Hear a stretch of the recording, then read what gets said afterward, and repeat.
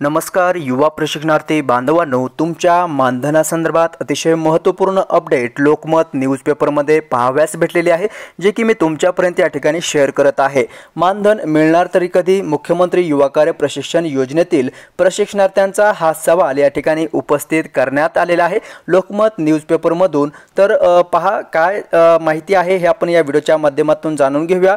मुख्यमंत्री युवा कार्य प्रशिक्षण योजनेला 5 महिने उलटून गेले तरी या योजनेत सहभागी असणारे जे काही युवा बेरोजगार आहेत त्यांना अद्याप मानधन 1 रुपयाही मिळालेला नाही। शासनाच्या हलगर्जी विरोधात संतप्त प्रशिक्षणार्थ्यांनी आता ठिय्या आंदोलनाचा इशारा त्यांच्याकडून देण्यात आलेला आहे। तरुण दिवसरात्र शासकीय कामात झटत आहेत, पण शासनाने मात्र त्याकडे पाठ फिरवलेली आहे। त्यांच्याकडून जे काही कामे आहेत ते करून घेतली जात आहेत, परंतु त्यांना त्या कामाचा मोबदला या ठिकाणी शासनामार्फत अद्यापही दिला गेलेला नाही।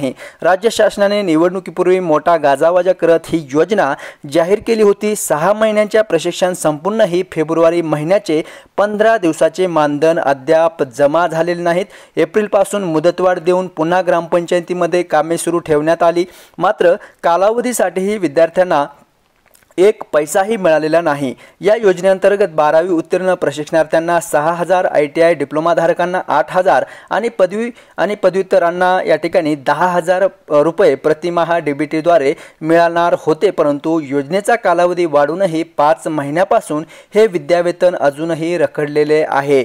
ओके, सो या ठिकाणी जे काही युवा प्रशिक्षणार्थी आहेत त्यांनी ग्रामविकास अधिकाऱ्यांकडे विचारणा केली असता ग्रामपंचायतीमधील वरिष्ठ अधिकारी प्रशिक्षणार्थ्यांच्या तक्रारीकडे दुर्लक्ष करत आहेत। तक्रार केली तर गप्प बसवले जाते, अशी तक्रार देखील या ठिकाणी महिला युवा प्रशिक्षणार्थ्यांनी केलेली आहे। तसेच पहा, मुख्यमंत्री युवा कार्य प्रशिक्षण योजनेअंतर्गत जे काही प्रशिक्षणार्थी या ठिकाणी काम करत आहेत त्यांना घर खर्च, प्रवास, मोबाईल रिचार्ज हे स्वतःच्या खिशातून करावं लागत आहे। जरी या योजनेअंतर्गत ते काम करत असले तरी त्यांना अद्याप जो काही मानधन मिळणार आहे तो मिळालेला नाही। 6 महिने झाले 1 रुपयाही मिळालेला नाही। तसेच काही महिला प्रशिक्षणार्थी आहेत, त्यामध्ये त्या महिला प्रशिक्षणार्थ्यांनी देखील आपल्या लहान मुलाबाळांना घरी ठेवून ग्रामपंचायतीमध्ये जबाबदारी पार पाडल्याचे या ठिकाणी त्यांच्याकडून सांगण्यात आलेले आहे। तर पहा, मुख्यमंत्री युवा कार्य प्रशिक्षण योजनेअंतर्गत राज्यातील 1,34,000 युवा प्रशिक्षणार्थी आहेत। राज्यातील विविध आस्थापनांमध्ये ते काम करत आहेत। यामध्ये ग्रामपंचायत असेल, तहसील कार्यालय असेल, नंतर आरोग्य खात्यातील डिपार्टमेंट अंतर्गत असतील, पोलीस दलात देखील या ठिकाणी मोठ्या प्रमाणामध्ये युवा प्रशिक्षणार्थी आहेत।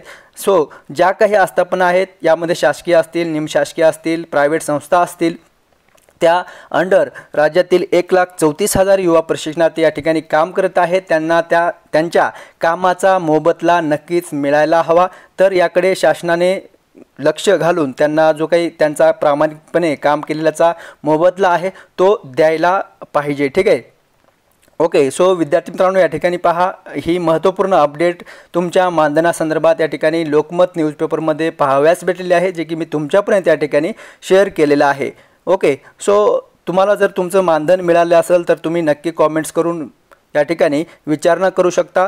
ज्यांना मिळालेले आहे ते या ठिकाणी मिळालं आहे म्हणून तुम्ही नक्की कॉमेंट्स करायचं आहे, आणि ज्यांना मिळालं नाही त्या संदर्भात देखील मी चौकशी करेल आणि तुम्हाला त्या संदर्भात नेक्स्ट व्हिडिओच्या माध्यमातून जी काही अपडेट असेल मी नक्की सांगेल। ठीक आहे। सो भेटूयात नेक्स्ट अपडेट घेऊन नवीन व्हिडिओच्या माध्यमातून। धन्यवाद।